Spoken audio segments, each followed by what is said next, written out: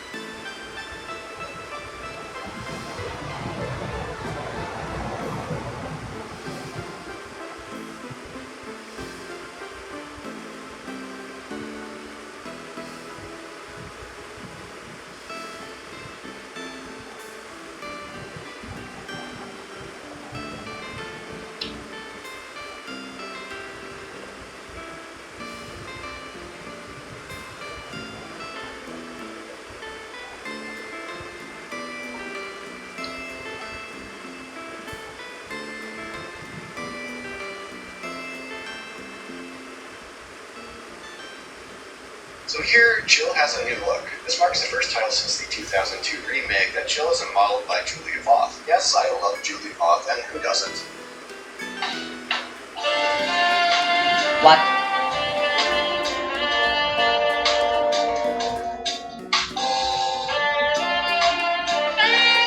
Is she a porn star or something?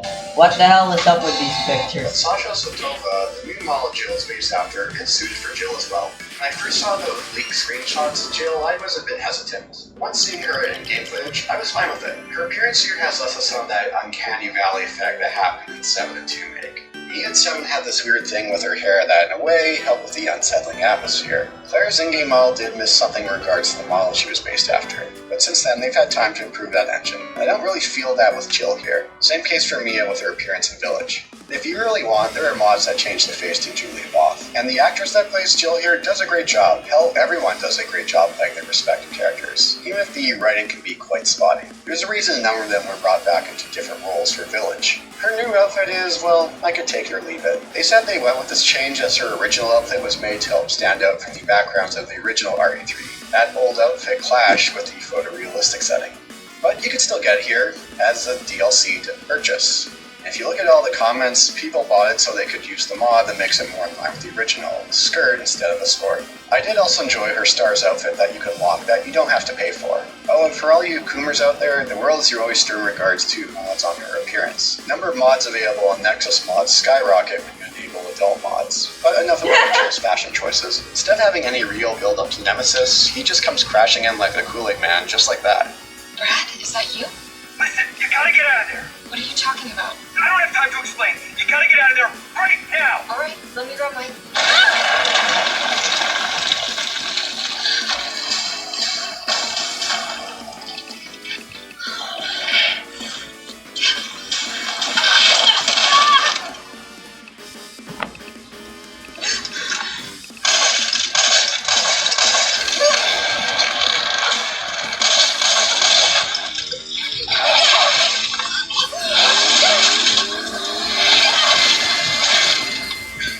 One of those cases I hate to say the term, subvert our expectations. Sure, it catches us off guard, but after that it's more, that's it? Where was the build-up? Yes, we know what we're getting into here. Why not let the game breathe a little beforehand, like the original, before we encounter him?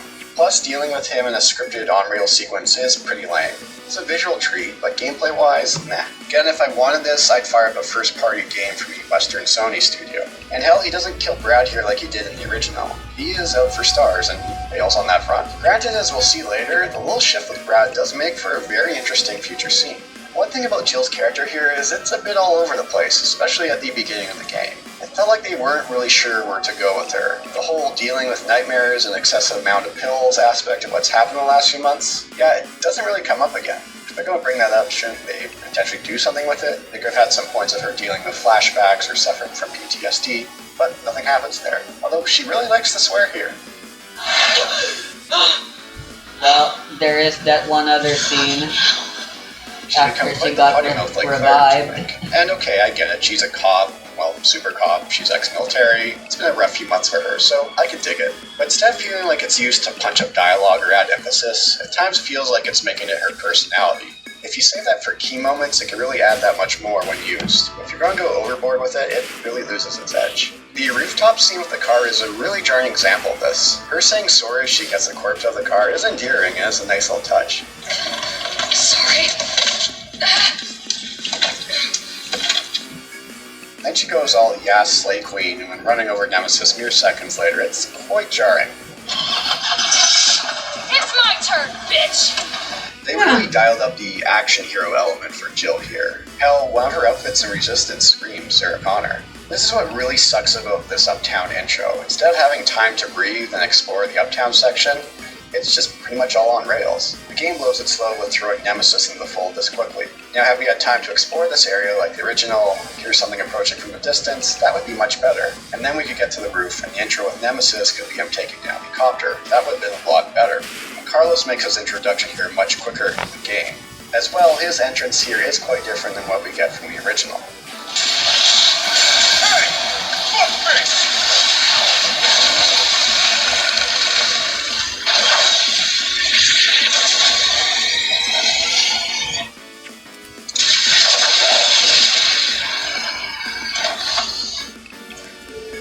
Wait, I have to ask you something.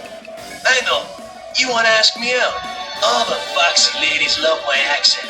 It drives them crazy. Carlos gets a fairly large makeover here, appearance, accent-wise, but the core of his character is still there. His character makeover I mark as a success. He still has that charm, but it's conveyed in a different way. A lot of it can be owed to the actor who plays him very well, then would play Chris in Village. Plus, this one line could have gone really wrong, but he made it work.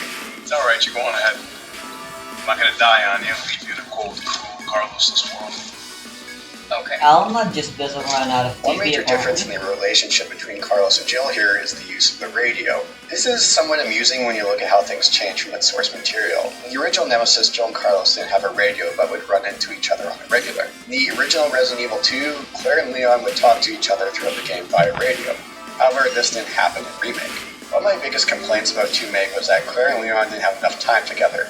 Having that radio would have made much more sense and less of an issue. Granted, 3-Meg is a lot more linear, so it's easier to script the radio conversations, but 2-Meg, they could have just had those play on cutscenes if need be. Early on here, the trust isn't quite there between Carlos and Jill. It's reluctant, and of course that's fine. You expect that in a story like this, it will take some time. The problem here is there's a couple of cases where Jill comes across as really unlikable. You mean the alley that's on fire? Maybe. Surely a tall drink of water like yourself can put out a few flames.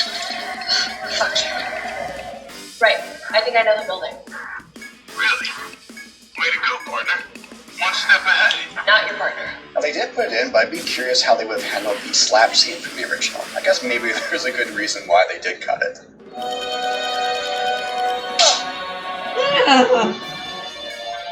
So that's it then, huh? Hilarious. You're giving up? Where's the 5 fingers? Say to the face! What? If I want to compare their character treatments here, Claire's treatment in 2-Meg was a lot better than what Jill got here. Cliche examples, but I feel like Jill gets the Sarah Connor treatment here, and Claire gets the Ripley and Aliens treatment. That says as she starts to trust Carlos more as the game progresses, her character feels less of a mishmash than it does earlier in the game. Again, also Capcom seems to have given Jill the short end of the stick. I mean, since 5, where the fuck has she been? I mean, she's made appearances elsewhere, like Dead by Daylight, and fairly recently in Fortnite. Oh, Come on, God. Capcom, look at any poll of favorite RU characters, she's always just behind Leon. Bring her back into the fold. Nikolai here has much more of a mustache-twirling villain aspect to him. And hey, you know what? It works. Sometimes that's really all you need. While everyone does a great job here, you can tell the actor playing Nikolai really had a ball with it. There's a reason they brought him back to play Heisenberg in Village. Oh, nice. He might have been infected. A lot of people in 3 work on Village, apparently. Lady, supersized bitch. Ugly ass psycho doll. An embryonic freak. The downtown section here, while small, does have a bit of looping level design, opening up shortcuts in that classic Resident Evil formula. It's one of the better areas of the game. Resource management receives much less emphasis here as it does compared to the original Nemesis or in 2-Meg. We do get hit pouches that expand our inventory, and they're well spaced out, but I do wish 3-Meg leaned harder into getting us to think more about what we're going to take for us on our next excursion. Of course, this is hard to focus on with the more linear setup. There are sections with the looping level design with the central save point and item box. Plus, they also cut ink ribbons altogether, something I've always appreciated, and that removal of decision-making to save an hour later really takes some things away from the game. We get this introduction to the Drain Deimos in a pretty notable scene.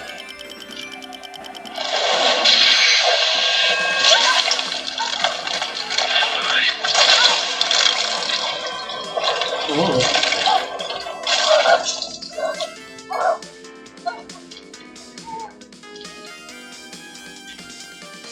The Rule 34 and SFM scene had a field day with this one. This section is one of the game's best uses of horror, with the winding hallways, the darkness. Although it's kind of disappointing how quickly they go down. They look like they tank a fair amount more damage than they actually do. You know, this also could have been a really great section to have Nemesis pop up and pursue us in. The winding narrow pass, this could have been a real oh shit bit. Afterwards, we encounter one of the 2 puzzles of the game, and it's pretty brain dead. This is a letdown because 2-Meg had some pretty decent palate cleanser puzzles, and Nemesis had some that you really had to stop and think about. I'm one of those sick bastards that really enjoyed the water sample puzzle with Nemesis. We're also introduced to these alpha parasite zombies that pop up here and there throughout the game. I do enjoy one of the deaths you could get from them. It feels something right out of Dead Space.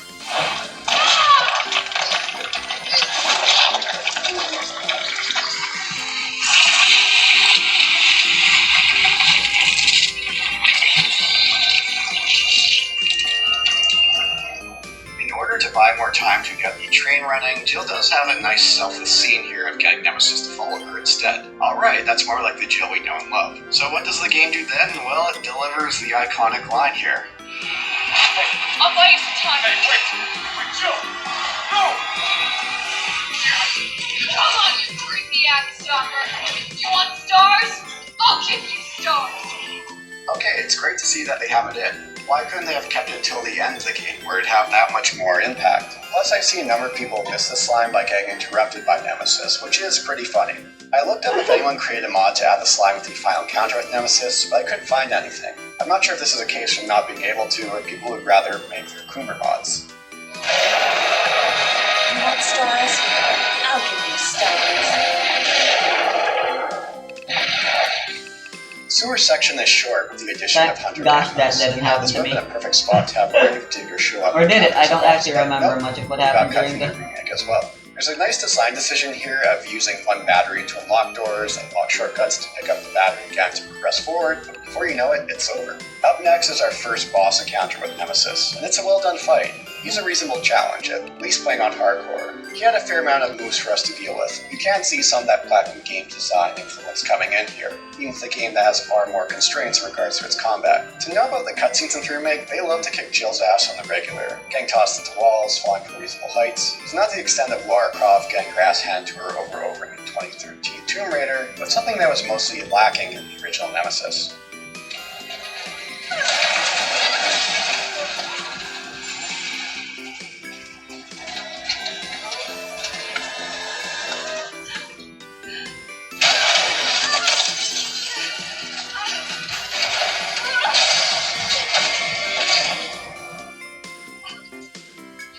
For all the time that Jill likes to talk to herself throughout the game, you'd think she would say something about the RCPD as we approach the parking garage, but nope. We'll run to Kendo here that helps tie in with what happens to him in 2 Meg with Leon's scenario. This is an improvement here over the original, and tying more of the events of what came prior. Nice little touches that are greatly appreciated. Nemesis will chase us again, this time with a rocket launcher. His aim isn't that great, and you think these rockets would do a bit more damage than they do. Granted, Jill could absorb a few of these rocket launcher shots in the original as well. The big toy head will come crashing our way, and I don't think even Mr. Boulder Punch here could punch his way out this one. So instead of sticking around, Jill takes the train instead of joining Carlos and Tyrell and going to RCPD. This makes for one of the game's biggest missed opportunities. Granted, Mikhail's sacrifice here, like the original, is great stuff, and good use of swearing to really add punch to a scene. Get off my train. Shit's fired up.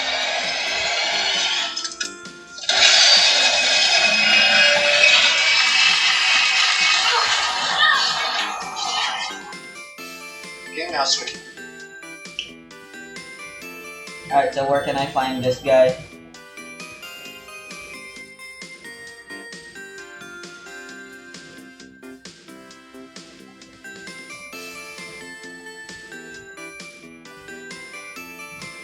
Am I gonna have to fight Calder?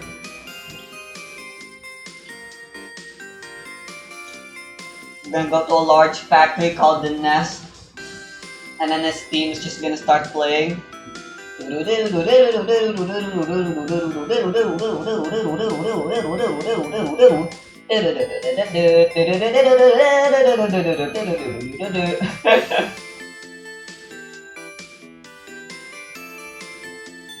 B17.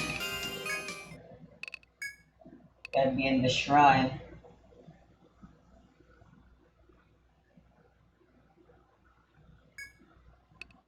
Or actually, that'd be the 4th.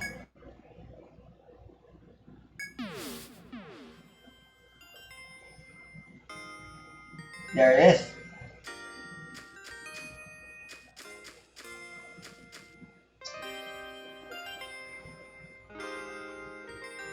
Game now switches us over to Carlos, who goes to the RCPD with Tyrell.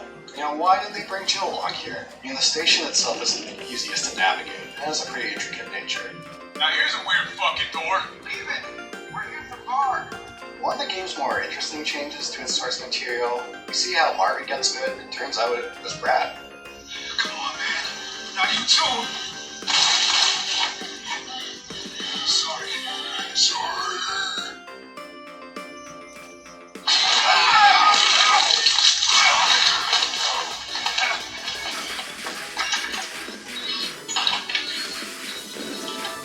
Very interesting moment. Was he just imitating Marvin? Was that Brad actually coming through there? It's quite tragic as to see how this will be Marvin's end. We'll take him down as Carlos, but you know what made this scene much heavier?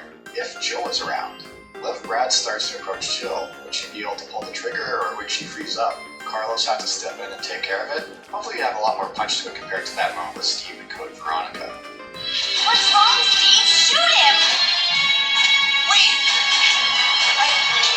I can't! Instead of a dodge, Carlos gets a punch to knock back enemies. It's not the level of Chris, but it sure comes in handy. Our goal here is to get to the Star's office. Now again, imagine if Jill were along for the ride here. We get a lot of flavored dialogue about the Stars unit, Rebecca, Chris, Barry, Wesker, but none of that here. She could have been given insight into the dog hunter desk, which you see at the beginning of the game, but not that either. Hell, Shit, is this gonna be just as hard as the Ant Queen?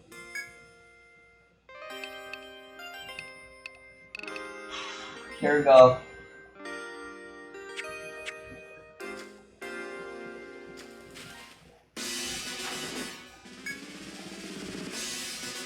Oh my, it's an Alrone. Never heard of an Alrone do something cause a freaking pandemic, plant pandemic before. But of course she's topless.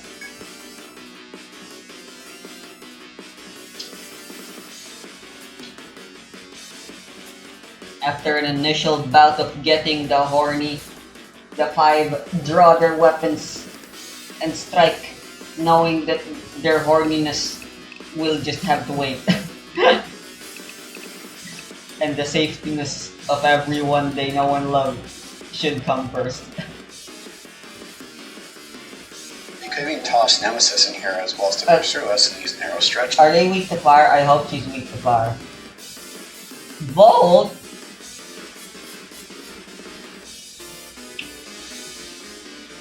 Oh no, wait, that's the wrong monster. Okay, yeah, fire. King's Petal and King's Velvet. Does the Alrune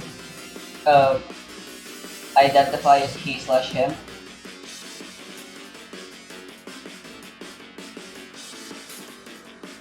Only 2000 HP, oh my. Steel HP, Headbind, and random status effects.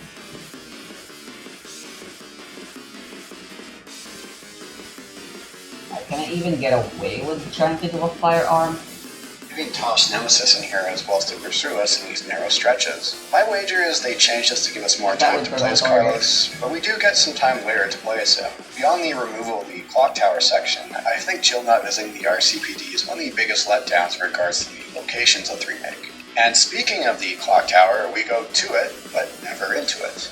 We'll have our second boss fight with Nemesis outside of it. And it's here again where some of the strengths of the remake emerges. It's an enjoyable fight with a good arena, a number of attack patterns, and a nice spectacle of the clock tower in the background. This did take me a few tries on hardcore mode, as Nemesis takes quite a bit of damage to go down here. You know who really struggled with this boss? Our good friend of the channel, Darkside Phil. Now, the life and times of DSP over the last few years have mostly moved away from his incompetence at games. Instead, it's been more about his constant e-bagging, bankruptcy, and his crippling addiction to spending tens of thousands of dollars on the WWE mobile game. This boss fight really brought up the DSP of old of being completely incompetent at games.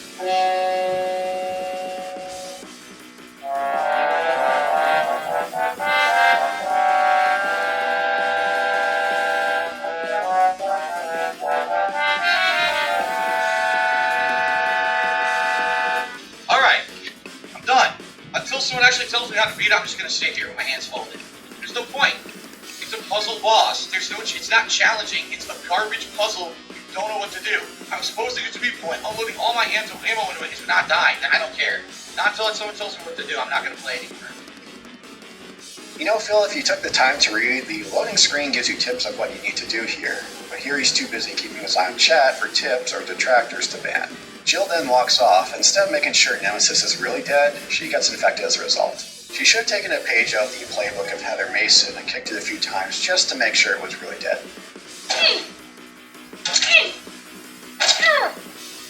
I love Nikolai popping up here just at the right moment to rub salt into the wound.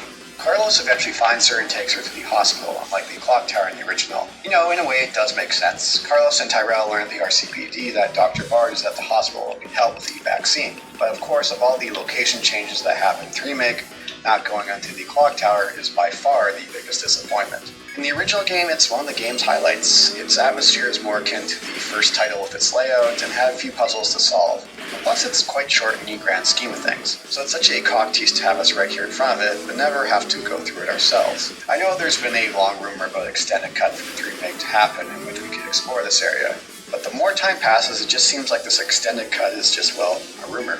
In the hospital, we switch back to Carlos to find a vaccine for Jill, and this is one of the better sections of 3 meg. The game slows down and builds some atmosphere, has plenty of extras if we go explore, and the classic looping level design return, a central save room and item box we can return to.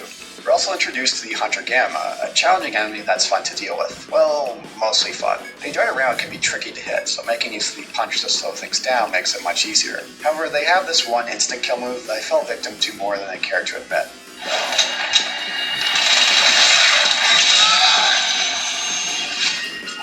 Carlos finds a vaccine for Jill. In the meantime, we get the game's equivalent of the cabin scene in RE4. However, it falls far short of the quality of that scene in RE4. The game also breaks its own rules here with how much easier zombies go down, and how they disappear in a somewhat comical way. We then return to playing as Jill. Carlos is off to find the stockpiles of the vaccine, as we're on a short time frame before Raccoon City gets blown to bits. So the park section here was cut as well, and I could give or take on that one. Instead, we take this locked door down to this warehouse section, which will connect us to the Nest lab. Of course, that's quite convenient, and Jill at least points that out. How is it no one in the hospital ever noticed all this? It is a bit of a disappointment that the old factory here has been replaced with the Nest lab. I'm guessing there's more of that use of asset reuse, and frankly, I'm okay with it. It's nowhere near the disappointment of the lack of clock tower. The warehouse section of finding fuses does have some good tension, keeping us on our toes. You know how it is with survival horror titles. The closer you approach a key item, you know something is going to jump out before or just after you grab it. Tyrell meets his end here against Nemesis as we make our way into the Nest lab. There is one case here found of a very frustrating checkpoint, but I can also see why they placed it there. Passing through this room of tyrants and hunters, you know something is going to pop out on the way back, and those pesky hunters do with their instant kill moves. However, there's no checkpoint after you deal with the enemies on top before coming back down. There were a few cases of me dying to these hunters and having to repeat that upstairs section again. That said, I could see why this was the case with the checkpoint, in case the player needs to go back to grab something from the item box. And the game's last puzzle, well, which is only the second one, we have the classic get the numbers within this range puzzle that the series has used many times. And hey, that's always fine, they can always take quite a bit of time to get right. We have another fight with Nemesis that plays much like the previous one, with a few tweaks. One of them having zombies make their way into the arena. Another case of the game feeling like it's adding challenge, it breaks its own rules. The camera zooms in to reduce your field of vision in regards to spotting zombies. Zombies again also die quicker than usual here, and it's also fun to make use of Nemesis to take them down for you. Although it's mostly a retread of the previous fight, it's still enjoyable. Although there's this one attack he does here I died a couple of times to. If you get hit at the beginning, you're pretty much guaranteed to get hit a second time. Carlos goes after Nikolai, who now has the vaccine. Jill deals with Nemesis for the last time. It's a very Dante-esque way in which she addresses him. Look, just so you know, this is the last fucking time. And here, Jill the Super Cop gets her boulder punching moment by being able to pick up this railgun. It's a mostly enjoyable fight of needing to charge up the railgun after its first use. Oh, and of course this is where the You Want Stars line should have been. Come on! Next time, take the fucking hit!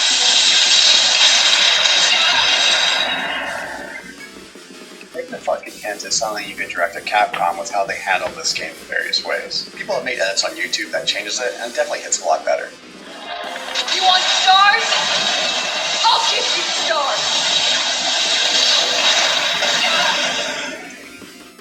Instead of Barry picking us up in the helicopter, Carlos mounts a chopper as we leave Nikolai to die. Jill gives a closing monologue here, though sadly it's missing the great Wheels of Justice line from the original.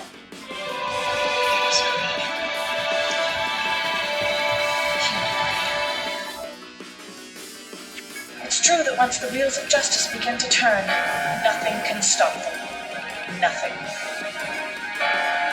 In the post-credits scene, we see a woman picking up the smash vaccine that we got from Nikolai. I've seen some think it's Rebecca due to the green shirt, but I still think it's Jill. There's a punching bag in the background that doesn't strike me as Rebecca's style. Maybe there is a basketball hoop, would be much clearer.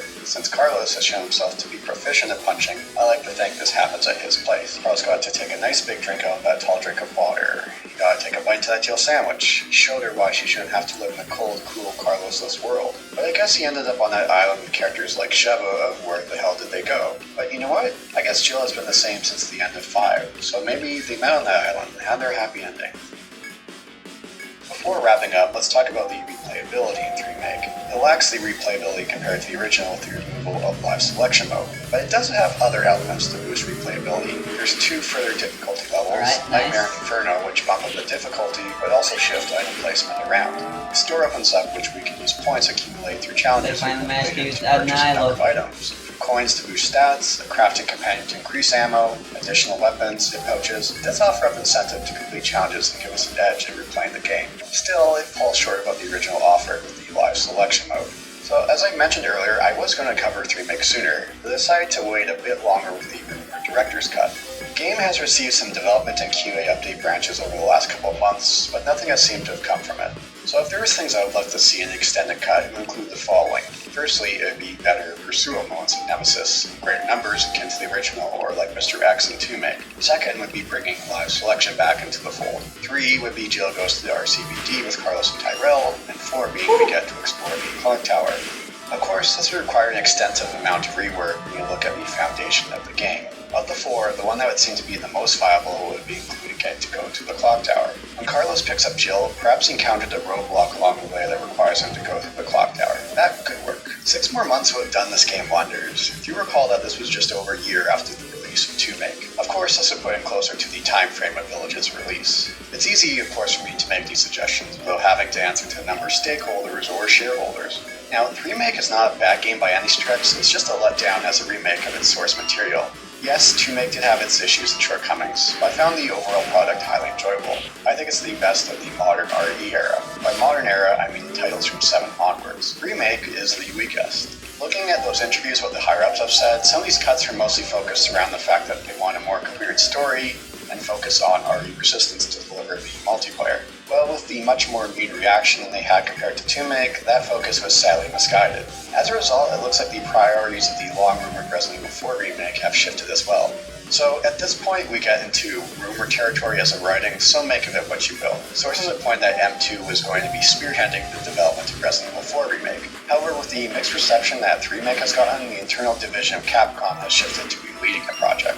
With the feedback that they received, it sounds like they'll go something much more faithful and less of the deviations and cuts of 3Make. So overall, I did enjoy my time with this game. It's just a title of missed opportunities. The elements that made the original Nemesis stand out from the other titles were greatly reduced or outright removed here. While I'd rather replay this game over Zero or Code Veronica, I don't see myself really having a hunkering to fire it up again, compared to other titles in the series, especially compared to the original Nemesis.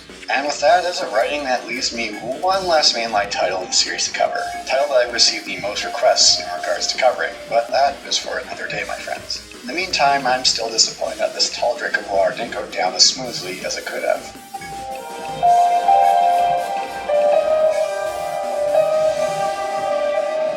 Thankfully, Teosra managed to avoid getting hit by it. That's so wacky.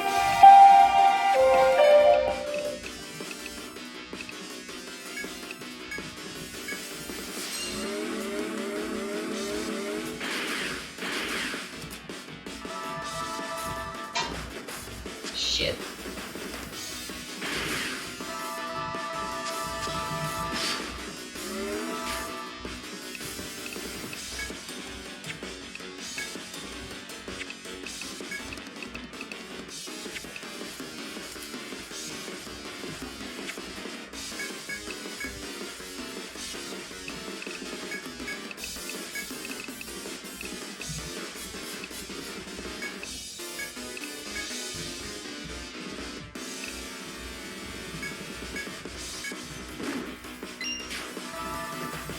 Oh, at least she attacked before she died.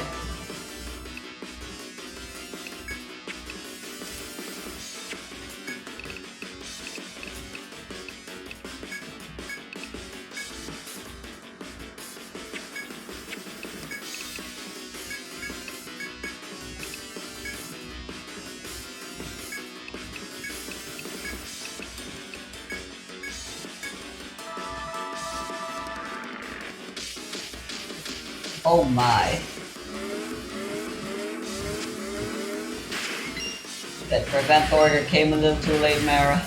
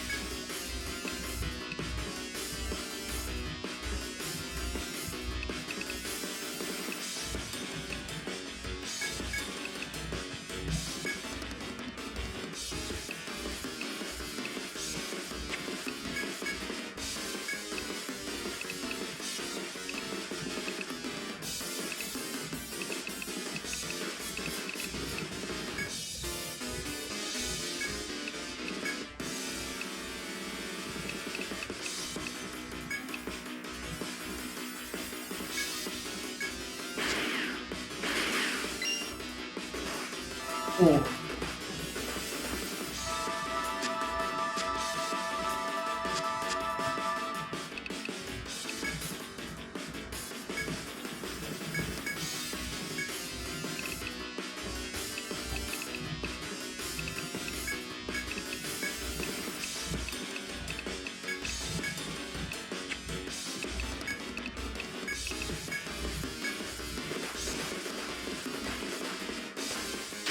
Oh my.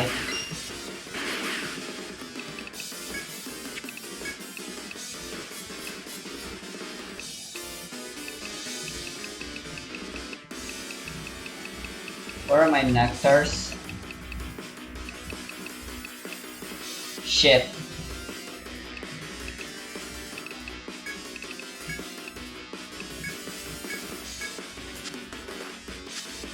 Well, that's it. I'm screwed.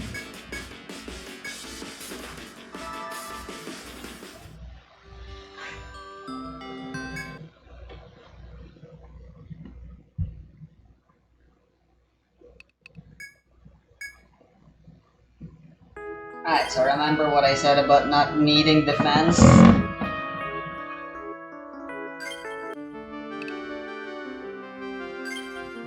Yeah, so it turns out I was fucking wrong.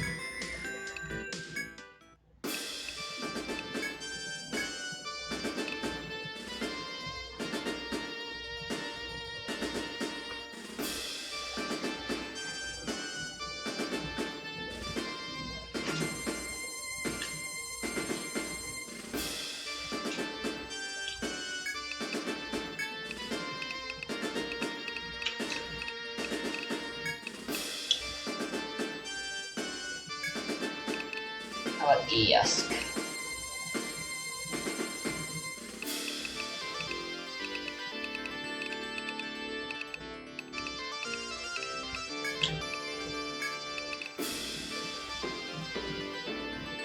Not too risky to bring Apollo.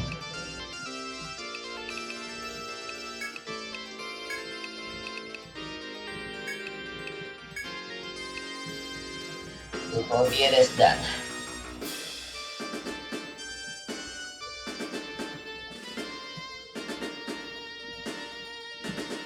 Or maybe I will stick to Alma.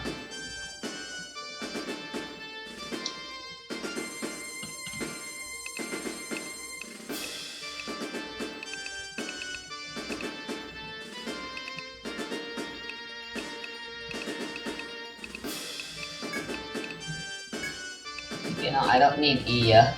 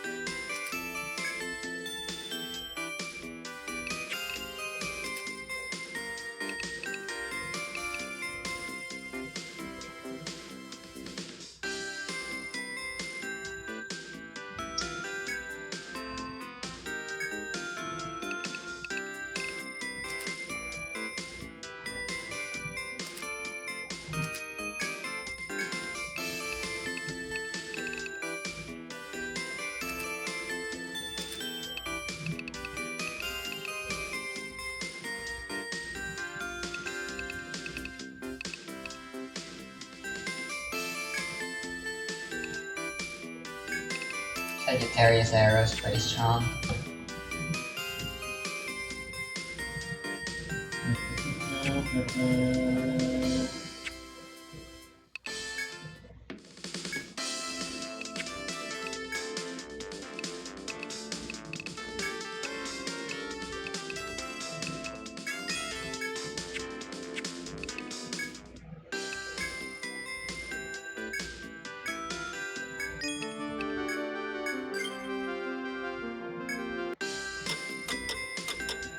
Gun rhymes with fun for a reason, stranger. The Resident Evil 4 remake is the best of the RE Engine era of the Resident Evil titles. It took many lessons learned from the prior two remakes to heart to deliver an excellent remake. It's not better than the original, and I wasn't expecting it to be, but turned out about as well as I could imagine in this day and age. There are a number of tweaks and adjustments to keep things fresh and keep you guessing. While there are some disappointing cuts, and the story loses a fair amount of the charm compared to the original, it's a remake that Capcom should be proud of. One which I'm hoping is the end of Resident Evil remakes, now focusing on the future, although the ending seems to indicate otherwise. In comes Sancho Panza. Let us rescue the Princess Dulcinea. You gotta hurt yourself. Hey, that was my dance. For the remake, I played on hardcore difficulty. Leading up to release, I replayed the original to gather footage and keep it fresh in mind. It was the first time I tried out the Resident Evil 4 HD project. What a fan mod. It's obvious how much of a labor of love this project was, starting on the way back in 2014. Feels like how I thought the game looked back in 2005. Very much a case of Capcom, hire this man. Now, Capcom didn't hire him, as of writing the script, Night Dive Studios did. If you ever replay the original on PC moving forward, do use it. Here is the spoiler warning. There are now full spoilers on both RE4's throughout, along with some lighter spoilers of other games in the series. I'll let myself out. The more grim tone of the remake is set right off the bat. Sure, the original could be dark and grim, but there was plenty of B-movie and action cheese throughout. It was part of its charm. There is a lot of charm throughout the remake, although at varying levels. It never hits the charm of the original, nor was I expecting it to. Leon is more dark and moody in the intro, remembering the events of Raccoon City. He's less of a wisecracker than he was in the original. That said, he still maintains plenty of that attitude, if more low-key this time around. I'm sure you boys didn't come all the way out here to roast marshmallows. Maybe you did. There are some shifts to our first encounter. Instead of both cops waiting behind in the car, the one who takes a leak doesn't return. This takes us to the Hunter's Lodge for our first encounter with the Ganado. I didn't like this encounter as much as the original. The fact that's all the cutscene takes away from the moment. Plus, I always loved in the original that long spin the first Ganado did. I was wondering if you might recognize the girl in this photograph. Yeah, but the fact We that have a you talk get to with fight Hunnigan, him later whom Leon instead knows of prior right to the in mission that this time cutscene around, which makes adds more so sense. much more to I always the found that a bit atmosphere odd the in the game original. tries to This do. was Leon and Hunnigan's first time talking with one another. I'm Ingrid Hunnigan. I'll be your support on this mission. Loud and clear. Somehow I thought you'd be a little older. While Hunnigan wasn't around very long in the original, she feels even less of a presence here, which is too bad because I enjoyed the chats with their codenames. Ashley's codename being Baby Eagle is adorable. Condor one to roost. The church is sealed up. And Baby Eagle? As of writing, there are no Baby Eagle Ashley mods. I hope someone gets on that. Prior to the village fight, we run across a few Ganados to get a feel for combat and all its changes. So let's talk combat. There's been a number of changes to the combat in the remake. Some elements of combat pulled from the prior two remakes. It's a slower pace than the original.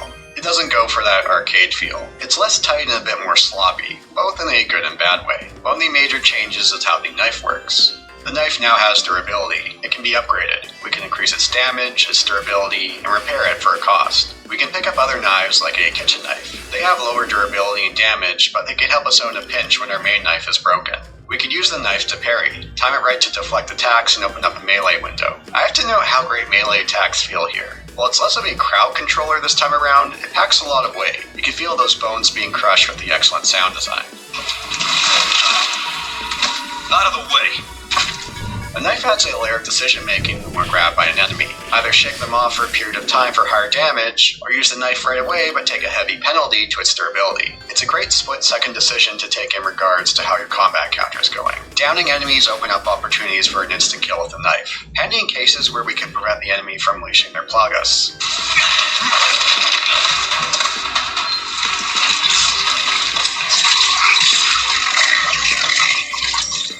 Stealth is now an option. Using crouch can also be used to avoid enemy attacks beyond backstabs. It's a nice option to clear some enemies before being spotted to save ammo. Thank goodness the game never goes down the route to enforce stealth sections. It's always an option, but you never have to outright use it. Another change is how Leon moves. In the original, he'd turn and stop on a dime. Here it's along the lines of the prior two remakes. He doesn't stop right away.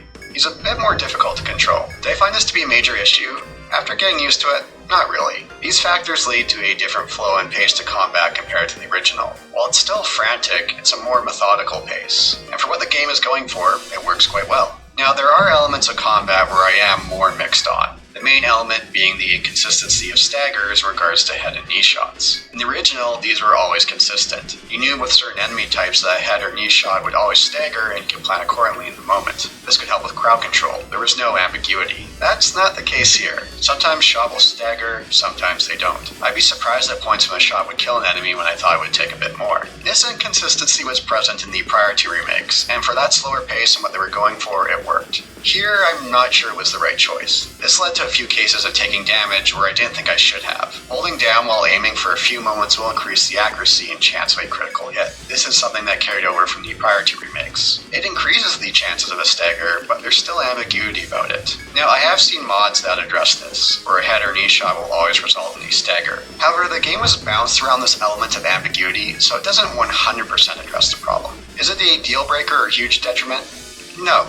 It's a different design decision to fit with the more current RE titles. It's an excellent combat system, but it doesn't feel as tight as the original. Although to be fair, despite all the games that copied the RE4 formula, few were able to come close to how tight combat was. Ammo management has changed with the addition of a crafting system. However, unlike Resident Evil Village, these crafting items take up slots in our inventory. In Village, it was easy to just sit on crafting items until you needed them. You can still do that here, but to a lesser extent. They take up a fair amount of real estate. The decision I feel was the right choice. All these shifts to the combat system lead to a bit of a learning curve having just come from the original. Ammo is far more sparse and the knife saw far greater usage. In regards to weapons, all your favorites return, with a few new additions. One notable change being the bolt thrower, an interesting weapon with two distinct options. First being the reusable bolts, whether from a downed enemy or if you missed and hit a wall or ground. The second option is far more interesting, the option to attach a mine and use it as a mine thrower. I ended up making heavy use of this gun all the way up until the island. When I replayed the original prior to the remake, I made heavy use of the mine thrower, a weapon I've tended to ignore over the years. It was a nice change of pace. It's very much a high risk-reward weapon. Get your timing right and it's an incredible crowd clearer. However, the mine has a long countdown. If your timing is off, you might be on the receiving end of damage from your own mine. The mine thrower is far more forgiving here in the remake. You could use it as a proxy mine on floor and walls. If you hit an enemy with a mine, the countdown is far shorter compared to the original. Of course, you still have to be careful with your timing.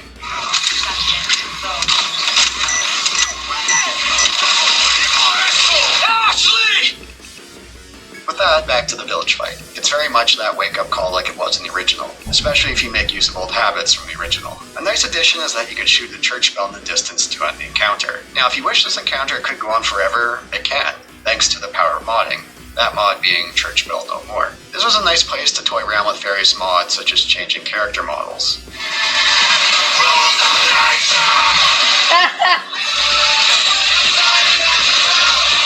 I'm sure we were all on the edge of our seats wondering if the bingo line made the cut. Thank goodness it did. It's unfortunate that a number of classic lines from the original didn't. Where's everyone going? Shit. Bingo? Holy shit, that's so many attacks. You know who is going to bingo? Hunnigan. There's a sticker for it on her monitor. There's some notable music happening during the village fight. It has some interesting instrumentation and an industrial feel.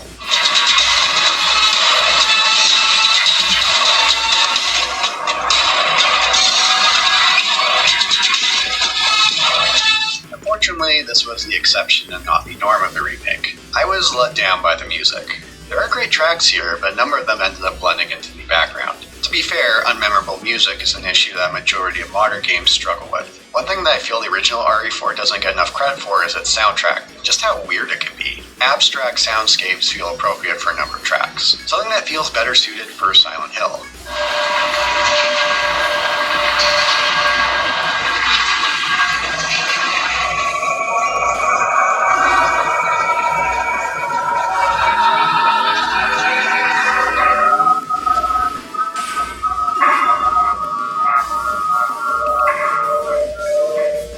how many were carryovers from a prior iteration of Resident Evil 4 when it had a heavy psychological horror approach. In the original, the music did heavy lifting in regards to building out that eerie atmosphere. Again, the tracks aren't bad here, but I found most of them unmemorable. There were exceptions like the village fight and the Merchant's track. With that, let's talk about the character changes in the remake, starting with our good friend, the Merchant. You have the stench of battle on you, mate. Watching footage prior to release, I wasn't sold on the new voices, but I did come around to most of them, the Merchant being one of the highlights. There was a great integration of old and new lines. That cash in your pocket or your life. Easy choice, mate. Although I wish he wouldn't talk as much while I was browsing his wares. I like the addition of his reactions to buying weapons. Ah, that there's a real boomstick, mate. It will reduce your target to a bloody pulp. It did take a while to hear I'll buy it at a high price. He saves that for far more pricey items. Ah, I'll buy it at a high price. Which leads to another welcome addition to the remake, that being the revamped treasure and gemstone system. Depending on what gemstone we insert into treasures, we can obtain a different multiplier to the selling price. Like having gemstones of the same color or a number of different colors will change the multiplier accordingly. It's a small yet great addition that adds to the decision-making factor. Do I use the current gemstones I have now to place into a treasure for selling, or do I wait a bit longer to find some higher quality gemstones to get a greater return? You don't have to commit right away. You have the option of removing gemstones before selling. The shooting gallery received a nice makeover where the game allows a lot of the cheese and charm to shine. Something I wish that was more prominent in the main game. Using old music tracks from the original, especially when the bonus round kicks in, was a great touch. A nice balance of fan service without feeling like it was over the top. Let the bonus time begin. Keep up that pace. The Merchant had a nice adaptation for the remake. But how about some of the other key characters we come across in the village? What about Leon? I enjoyed his character in the Resident Evil 2 remake. Leading up to this remake, I was a bit uncertain of how they do here. I was thinking they were going to overdo the dark tone and lose a lot of that charm from the original. And while some of that is lost, I was overall happy with how his character turned out. More serious? Sure, but he's not afraid to drop some wisecracks here and there. Some old, some new. Nighty-night. Nights. You're doing to the least people. Talk about sticking the landing. He won't talk during combat, but short blurbs here and there. Another case that plagues modern games where characters don't know when to shut up. Some blurbs are handy for gameplay purposes, like mentioning we just used our last healing item. Some left. Leon's fine, so what about Baby Eagle? What about Ashley Graham? Another case of going in, I wasn't 100% sold upon seeing footage, but they did a great job with Ashley, both narrative and on the gameplay front.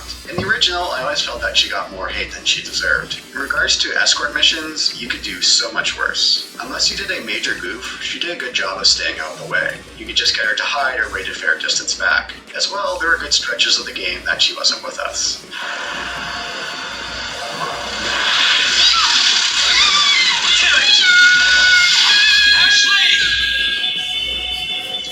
All that carries over here. They did even more to make her less of a hindrance. Instead of using up a healing item, we only need to approach her when she's incapacitated to help her back up. Thanks.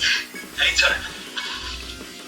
Instead of wait or follow me, it's stay close or keep a distance. I'm not sure why they took out wait at first, although I never found it a huge issue. There are still hiding spots, although those were fewer in number. Unless you're really dropping the ball, I keeping deal yourself way less alive is damage going to with be this your main team. concern. She receives some shifts to her I think personnel. I should've- She's less I of a think- brat this time around. At first, she's more timid and I should've scared, kept no doubt due to Alma the trauma instead that of she's been switching through. it But to overall, Mayara. she does open up and gains more confidence and trusts Leon more. It's well done with how it's paced out. They found the right balance of adding some talks between them in their travels, along with in-combat scenarios, but not overdoing it.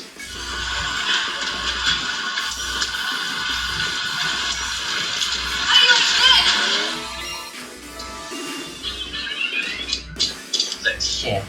You're welcome.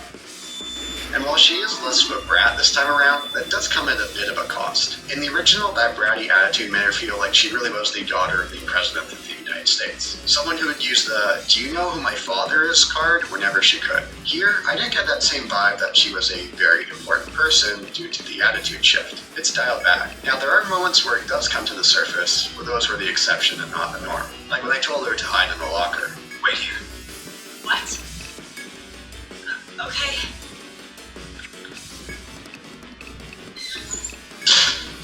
Having her cheer us on during the shooting gallery was an excellent idea. It's moments like this where the charm of the remake shines through. That was awesome. I had a great deal of curiosity around Luis going into the remake. Seeing the footage prior to release was a reason. He's still alive during the Alright, I'm minecart starting section. over. How much more screen time is he This going to teammate, get? How the much team. longer is he going to be involved in the story? His personality has seen a bit of a shift. At first, he has more of that slimy car salesman vibe around him. As the game goes on, we're able to gain a better understanding of his motivations and his intentions. They go more into his backstory here, clarifying his prior work with Umbrella as a researcher. An issue I did have with this character here was the constant Overtuned attack and overtuned defense is what I'm looking for. How do I achieve that?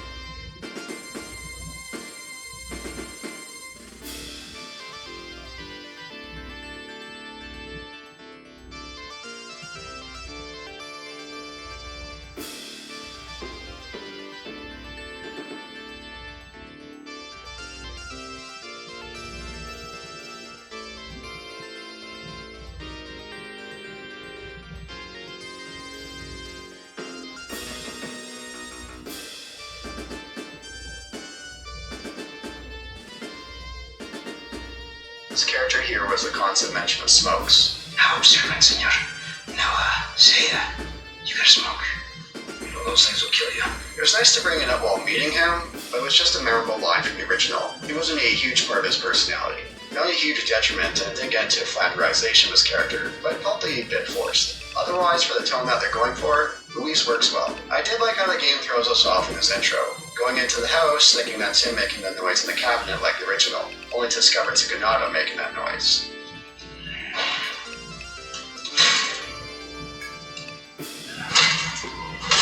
What about Mendez? What about the Big Cheese? This is where the remake drops the ball. Not just Mendez, but all the villains. I had a hard time putting my finger on why I didn't care for Mendez as much here. The other villains, that was much easier. His look is fine. His voice is fine. He doesn't get any less screen time than the original. He just lacks that presence of the original. I didn't mind the hat edition, although I did mind another villain getting their hat taken away, although more on that later. At least this time when meeting, Leon doesn't run up to him throwing a kick. Did you really think that would work on the Big Cheese? The Big Cheese. What?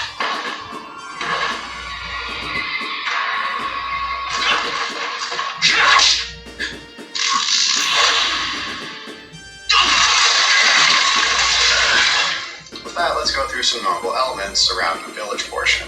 I did appreciate that not everything is a one-to-one replica of what came prior. If I wanted that, I'd just go play the original. Some layouts have changed, and without loading screens, there were a few cases of, oh, that's how these areas are connected together. So here, the village is a bit more interconnected. Not to the extent of classic RE, but it's noticeable.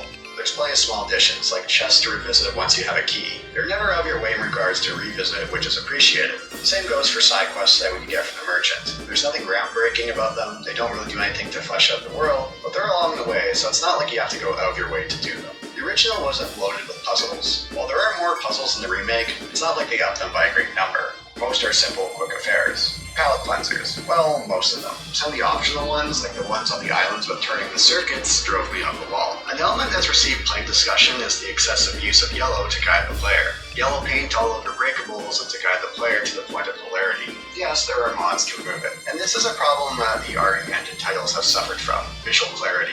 Although, to be fair, this is something modern games have struggled with for well over a decade now. It'd be common for me to clear out a room, check the map, and realize I missed an item or two. It's overkill with the yellow paint. Thing is, the game does well in other areas of guiding the player. One example being through audio cues, the creaking of lamps hiding treasures. Rather than using the bots for offense and use them for defense There are instead. points where the Maybe. game made use of flickering lights or the sounds to guide the player forward, but too often they went to the well of smear yellow paint all over the place to the point of parody. Yes, I know it's a game and there's suspension of disbelief, but they crossed that yellow painted line. Back to the village. I like the progression from day to night, along with the smaller medium-sized tweaks along the way. Which one should I prioritize though? Frost will stun, which I can't resist. Headbind sucks, but I can deal with that for the most part.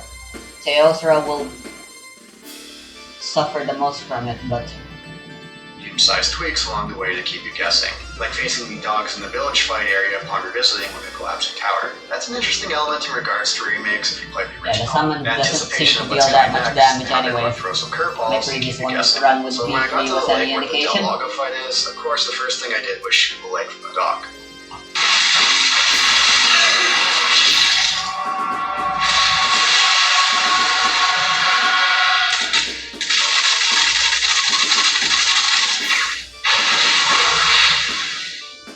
Well, that was disappointing to say the least. It felt like they realized late in development they forgot to put it in and did so quickly.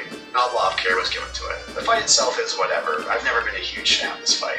Very spongy on hardcore. The El Gigante fight is much better. At the beginning of the game we saw a dead dog. However, the one that helped us here shows up later, next to the house where we run into Mendez. On the note of this house, it was nice to see Toilet Man back.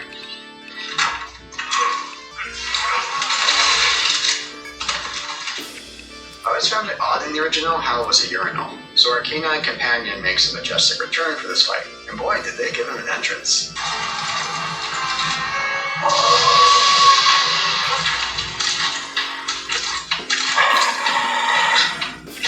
It's that dog.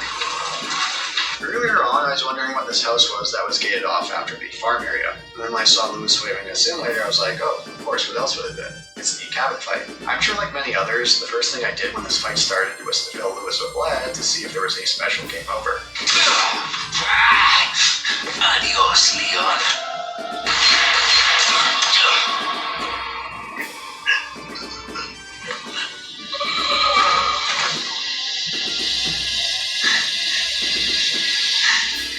But there wasn't, much to my disappointment. I know you had to go out of your way in the original to get it, but it was a nice little touch. Very much a case of, hey, what if the player did try to shoot him here? While I found most of the cutscenes in the remake fine, if unmemorable, there were a few exceptions, like the one with the first appearance of the two Chainsaw Sisters. Instead of backing away, Leon does this goofy-ass flip, and I'm all for it.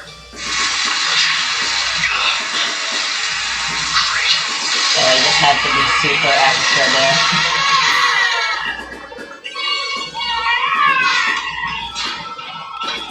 Sorry, didn't realize I was yours. My ladder. I don't know what made that guy. One major bummer was the removal of the gondola section. I miss watching Ashley give her little fist pumps each time we took someone down. She still does this in the remake, although with the camera placement and her keeping a distance, it's harder to see on the regular.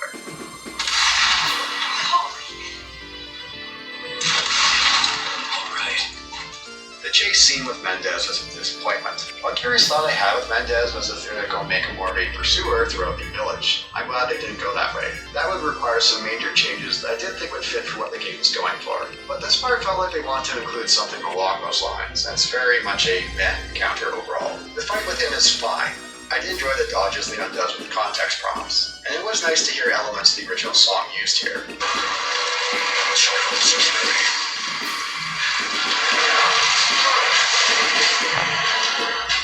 One common issue throughout the remake with bosses was the lack of seeing the boss transformations. Something that added to that shit just got real factor gets stripped away.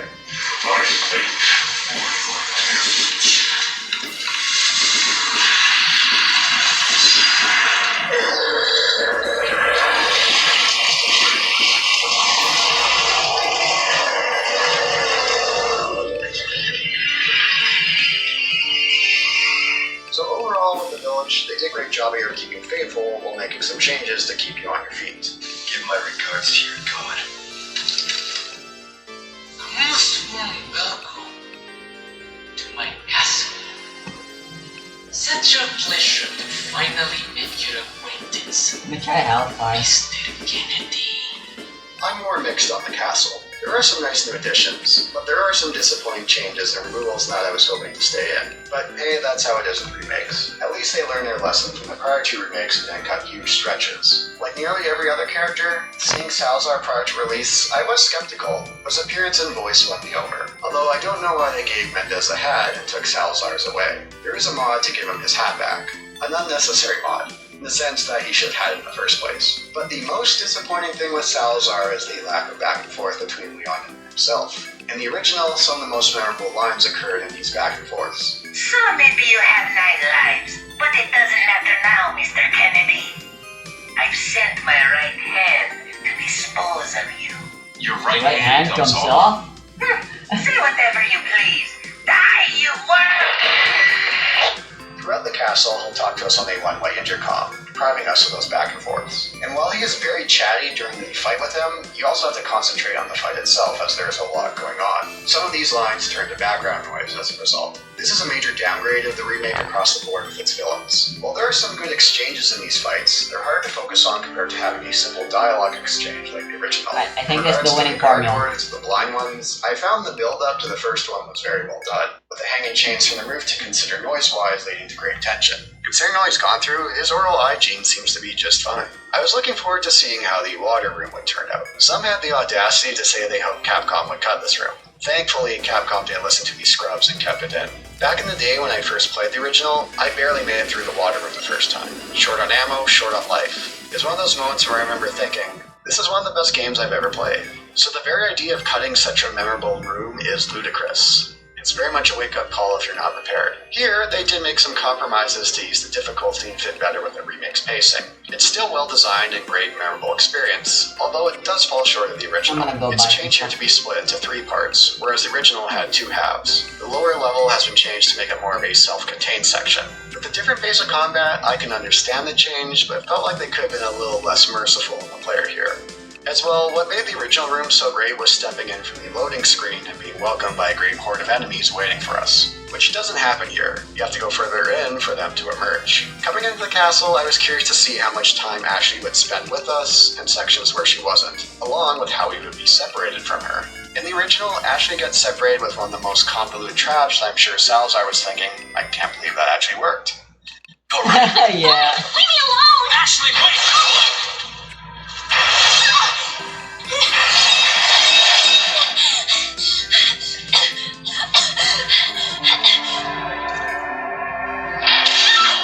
Ashley! What's going on?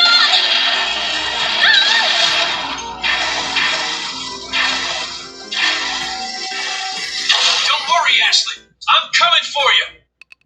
Here, it's due to Los Plagos taking a toll on her. This is a welcome story change to the remake, how much the parasite is impacting them. It comes up more often and there's more weight to it.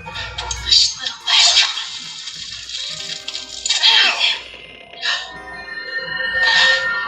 Temperance, child. Ashley.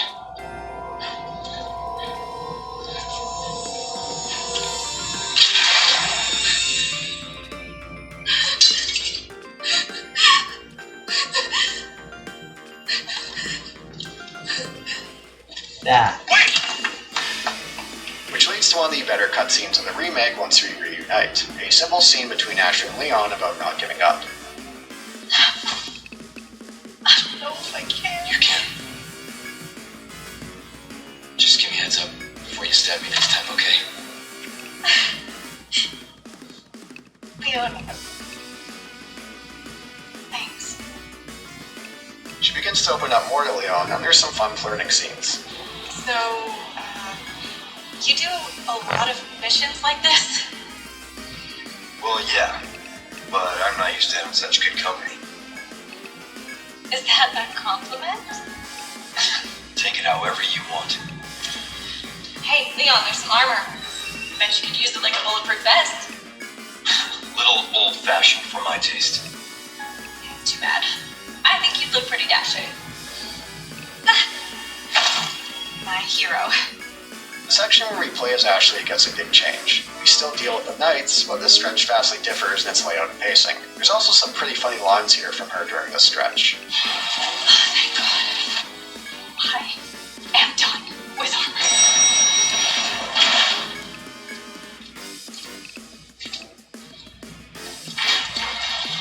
just say I was... While separated from Ashley, Leon has a reunion with Ada Wong. When Ada was first revealed in the trailer, a lot was made of her vocal performance. You can stop right there, Leon. While the other characters did win me over, Ada did not. Besides Leon, she's the only returning character. Unlike Leon, she has a different voice actor from the one in Resident Evil 2 remake. From what I understand, the actress there is now a union actor, and Capcom stays away from union actors. I really hoped it wouldn't end up like this. So that's all this was? I was just some pawn to you? Look, I'm just doing my job. And I'm doing mine, so drop that damn gun! I'm taking you in. Hand over the sample, Leon. So who are you working for this time? Oh, Leon. You know I don't work in town. Instead, they got the actress who played Ada in the Return to Raccoon City movie. Strange choice, but I guess there is some consistency on that front. But here, Ada falls flat. Case of bad vocal direction and a miscast. Instead of that stoic femme fatale, most lines come across as her sounding bored. And there's inconsistency. Some lines are fine performance-wise, while others aren't. It's unfortunate that her actress has been on the receiving end of bullying on social media. She was hired for a job she wasn't a fit for. That fault lies further up the food chain. On a positive note, she looks fantastic. Good lord, those boobs. Ah, damn it. Looking for something? Yeah, sure. The castle has a number of deviations from the original. Some additions, some removals, and some areas merged. A bit hit and miss overall. One additions I love were the elite cultists in red with a staff that could pull the Plagos out of other cultists. A great little gameplay addition. Gloria a las plagas! Gloria a las plagas! The room with the first encounter with them was a tight space and a very tense scenario. One of the best additions to the game. Whenever they showed up, shit got real. The further into the castle I got, the more it was apparent how efficient it was to make Resident Evil Village around the same time. The castle and village in that game made it easy for asset reuse, or tweaking assets instead of starting from scratch. Very much a case of working smart. Like the village, the castle is a bit more interconnected compared to the original. Although without loading screens, the castle doesn't feel as grand as it did. Another addition I enjoyed was the section of the Armored El Gigante. Less the invasion of his throws, but the earlier section of opening and closing gates with his sun and moon doors to progress forward. Another change is to No Vista doors. I prefer the initial reveal of them in the basement in the original, a much more spooky environment. That said, their music track here was one of the better ones in the game, and it was very satisfying to kick them.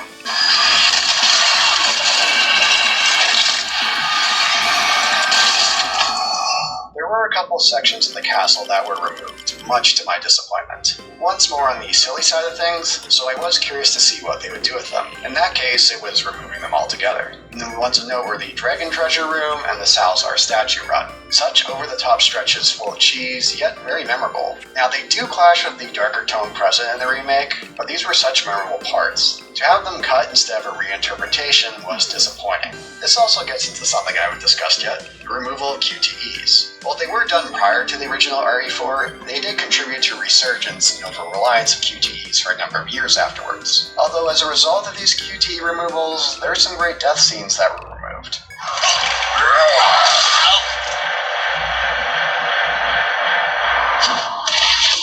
I wish there was a way to keep these in gameplay-wise, because there are some decent death scenes during combat, but I did really miss these special, unique ones. I was glad to see them keep the sit on the throne scene, although it's been moved to the palace room here in the castle instead of the island, which is fine by me, more fitting for the setting. I agree as well.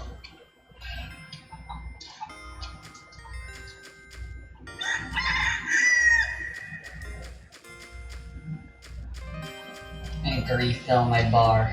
The Verdugo fight in the basement is still here in an excellent, tense affair, although there are some combat issues that arise during this fight that pop up throughout the game, that being another case of ambiguity. This issue of ambiguity between knife parries and context prompts evasions. For some incoming attacks, I was expecting a context prompt, but instead we'll get a knife parry prompt, or the other way around. The Mendes fight did a great job of making these attack windups clear of what to expect, but there were a few cases during this fight or fights with cultists where I was ready for parry, but I got the context prompt to dodge. Not a huge issue, but something to note. As I mentioned earlier, I was curious to see the role of Lewis in the remake, and one of the trailers revealed he'd be with us during the minecart section.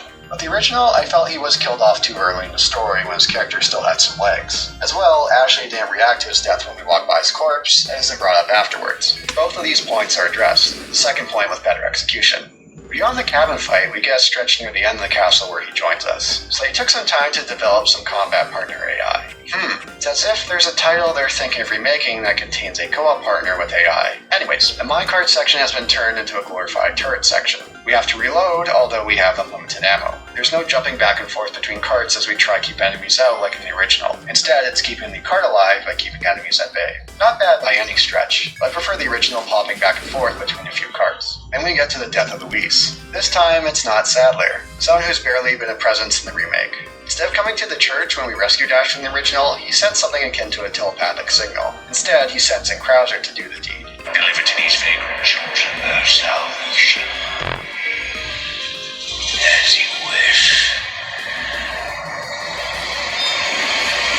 This change has consequences. This raises the stakes against Krauser, but takes away some from Sadler. And in the end, that does feel like a waste. Krauser does have a past with Leon, something that gets expanded upon in the Dark Side Chronicles, an excellent spin-off that I recommend checking out. And Krauser brings up the events here of Operation Javier a lot, as in more or less it becomes his personality, although we'll touch more upon that in the island section. Without the QTEs, we do have a knife fight with him through gameplay, no guns allowed. The fight works well here with using parries and context prompts to evade certain attacks. Attacks that are clear and telegraphing whether expect a parry or an evasion prompt. It's funny that a tutorial popped up on how to use the knife again in case he didn't use it much up to this point. In Krauser's voice, it's more unhinged and more fitting with his characterization here. Catch him quick. And I teach you. Knives are faster. However, it's his character changes that I found to be one of the more notable downgrades compared to the original. But let's wait until the island to discuss that. Luis gets a nice send-off, and when they meet again, Leon brings up the fact to Ashley that he's now dead. While dead, he does have a greater presence throughout the rest of the game, which is a good choice story-wise, and giving him a final smoke was fitting. I was glad to see his character have more of a role this time around. You know, they led a pretty shitty life. But now, what do you think, Leon? People can change, right?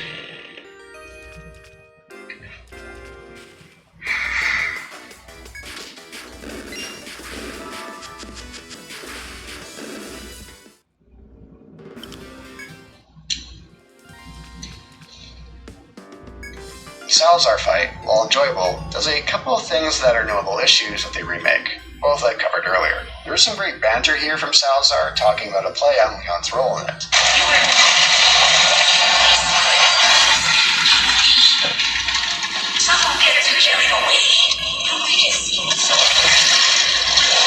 Leave me out of your crappy script.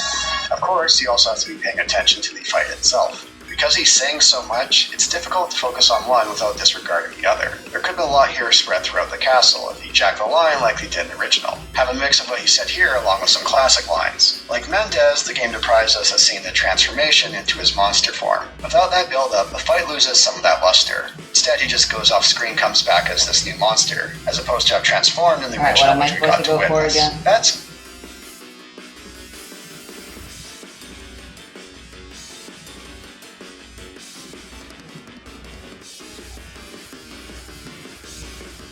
the stun.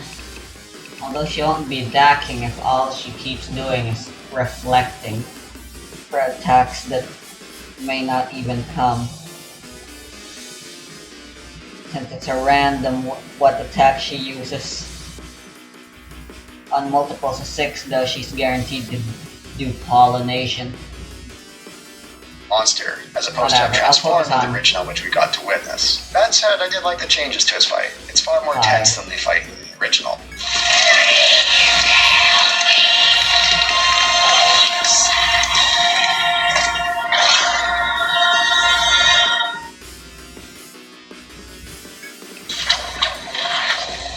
Don't think too hard, handsome. See you later.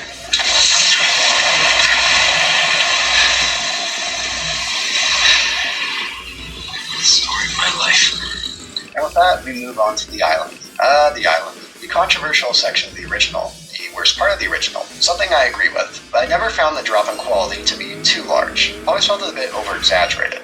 Before it was revealed, there was speculation that a lot of cuts would be made to the island. Hell, some thought they would be cut altogether. However, Capcom has learned their lessons of excessive cuts. See Resident Evil 3 Remake. There are cuts here and there, but the major beats remain the same. The ones I miss less than the cuts made to the castle. Some sections are merged that do tighten up the pacing, especially near the end.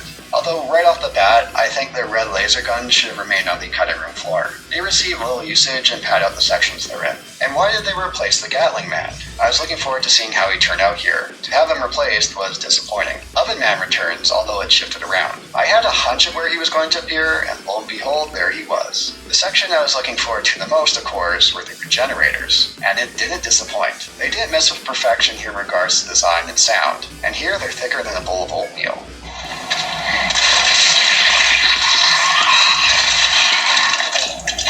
Ow! You pervert! I love the changes to the environment, the use of powering up sections, and finding the scope. The major beats are all here, but enough tweaks to keep you on your toes and guessing. Like I said earlier, it's one of those experiences you could only get with a remake having played the original. What's it going to be like this time? Some areas were merged, like Ashley taking control of the crane with the Wrecking Ball is a nice combo of the truck driving sequence and the room with the Wrecking Ball from the original, although it goes on a bit too long. Plus she now gives insight to how she knows how to control this kind of machinery. Is this what they teach kids in school these days? Have you never heard of driver's ed? And then finally, we have some face-to-face time with Sadler. While I mentioned earlier most of the cutscenes were passable but nothing noteworthy, this one is an exception. Ashley doing all that she can to fight off being controlled by Sadler as she's pointing the gun at Leon. This is a fantastic bit of tension and execution.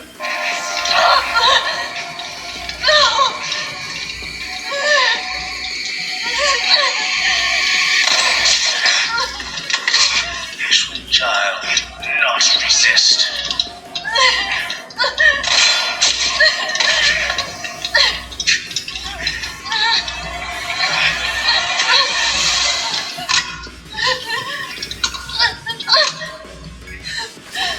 Again, like the other villains, Sadler is a downgrade from the original. Like Salazar, he doesn't talk to us throughout the island. You know, they had an easy way to do this without hijacking the line. He contacts us telepathically back in the church. Why couldn't he throw some jabs at Leon at various points through the island this way? Like with Salazar in the original, some of the game's more memorable lines came from the talks he had with Leon over a radio. Ah, I have an idea. Since you're here, why don't I introduce you to it? It should keep you busy. Can't remember the name, huh? A senior moment, perhaps. Oh. Enjoy the fun. Another issue with Sadler is his character himself. Feels like a one-note character here in regards to the cult. In the original, he came across as a sound of mind with his plan. A silly plan? Sure, but he had that master manipulator feel about him with his actions. That's lost in the remake, resulting in a downgrade of his character. And speaking of character downgrades, let's come back to Krauser. I wasn't a fan of his character in the remake. They took him in a direction that lost a lot of what made him intriguing about the original. There, he was playing different sides off one another. It's hard to get a read of what his true intentions were. And that voice of his commanded such a presence. Just so we understand each other clearly, I don't trust you, nor does Wesker. If you try to do anything clever, I will kill you. Here, most of that is stripped away. Instead, he goes overboard about Operation Javier getting him all loopy. I'm glad they tied things in with Darkside Chronicles, but they went overboard and lost most of what made his character great. Similar to Sadler, he's now more of a one-note character.